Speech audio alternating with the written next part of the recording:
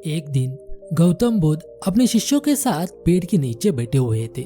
बुद्ध सभी शिष्यों को प्रवचन दे रहे थे। तभी एक पास वाले गांव से एक परेशान व्यक्ति बुद्ध जी से मिलने के लिए आया। बुद्ध ने पूछा, तुम इतने परेशान क्यों हो, इतने दुखी क्यों हो? उस व्यक्ति ने कहा, हे तथागत, मैं मेरे जीवन से दुखी हूँ। मैं मेरे जीवन में रहने के लायक नहीं हूँ। मैं किसी काम का नहीं हूँ। मेरी कोई कीमत ही नहीं करता।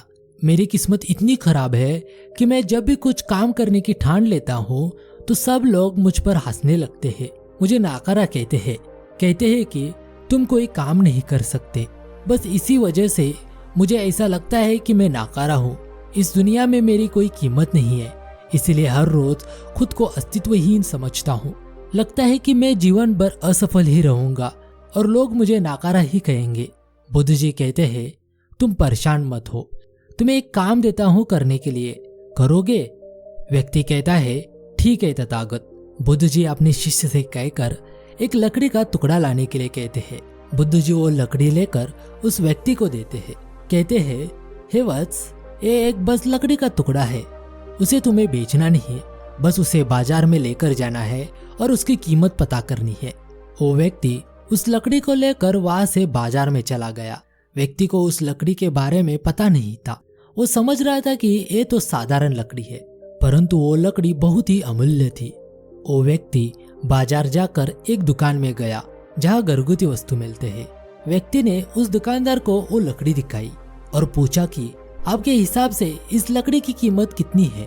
आगे उस दुकानदार ने कहा, इस लकड़ी के मैं तुम्हें 1 रुपए दे सकता हूँ। व्यक्ति ने इस लकड़ी की कीमत देखकर थोड़ा अचंभित हुआ। आगे व्यक्ति ने कहा, मुझे इस लकड़ी को बेचना नहीं है। व्यक्ति ने इस लकड़ी को लेकर दूसरे दुकान पर गया। अभी ये दुकान लकड़ी बेचने वाले की थी। व्यक्ति ने लकड़ी को उस लकड़ी बेचने वाले को दिखाई और कहा, महोदय, उस लकड़ी की कीमत क्या है? वो लकड़ी बेचने वाले ने कहा, इस लकड़ी के मैं तुम्हें 10 रुपए दे सकता हूँ। ये बात सुनकर वो व्यक्ति हक्का बक्का रह गया। उसने सोचा कि ऐसे ही साधारण लकड़ी में है क्या जो उसकी कीमत ज्यादा है? व्यक्ति ने उस लकड़ी बेचने वाले से कहा, मुझे ये लकड़ी बेचनी नहीं है, धन्यवाद कहकर वो व्यक्ति अगले दुकान पर गया। इस बार ये दुकान सुतार की थी। वो व्यक्ति सुतार के दुकान पर गया। सुतार ने उस व्यक्ति के हाथ में लकड़ी देखते ही वो आश्चर्यचकित हो गया। सुतार ने उस व्यक्ति से कहा, महोदय, वो लकड़ी आपको कहाँ मिली? व्यक्ति ने उससे कहा, महोदय, इस लकड़ी की कीमत क्या हो सकती है? सुतार ने कहा, इस लकड़ी की कीमत बहुत है।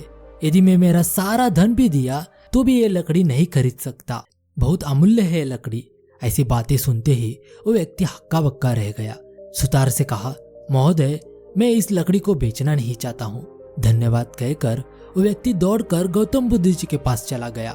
वह व्यक्ति उस लकड़ी की कीमत सुनकर वो इतना हक्का बक्का हो गया कि वो बुद्ध जी को बोलने के लिए शब्द ही नहीं थे। बुद्ध जी ने कहा, हे वत्स, ये लकड़ी ही तुम्हारे परेशानी का समाधान है। क्या तुम जानते हो ये कौन सी लकड़ी है? ये चंदन की लकड़ी है। ये इतनी अमूल्य है कि ये आसानी से कहीं पर भी नहीं मिलती और उसका सुगंध भी बहुत मनमोहक है। इसी वजह से ये इतनी अमूल्य है। उस व्यक्ति ने बुद्ध जी से कहा, मैं जैसे जैसे अगले दुकान पर जाता था वो दुकान वाले उसकी ज्यादा कीमत लगाते थे। बुद्ध जी ने कहा, हे वत्स, इसी चंदन की तरह मनुष्य का जीवन भी होता है। अभी तुमने देखा कि उस लकड़ी की कीमत अलग अलग दुकान पर अलग अलग थी। ऐसे ही मनुष्य का जीवन भी रहता है।